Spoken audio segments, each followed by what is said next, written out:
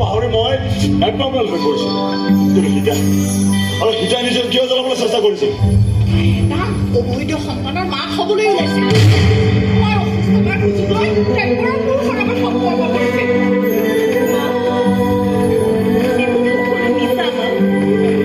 সেই মানুহজনে কেৱল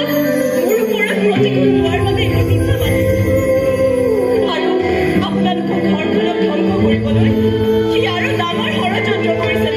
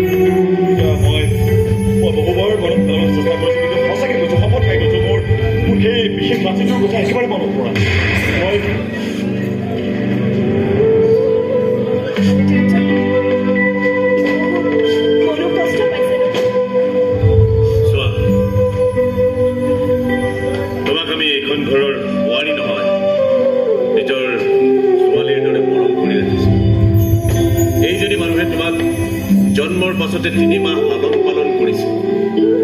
আৰু এইজনী মানুহে তোমাক এইখন ঘৰৰ আপদ বুলি ভাবিছে তোমাক এইখন ঘৰৰ কলংক বুলি ভাবিছে গতিকে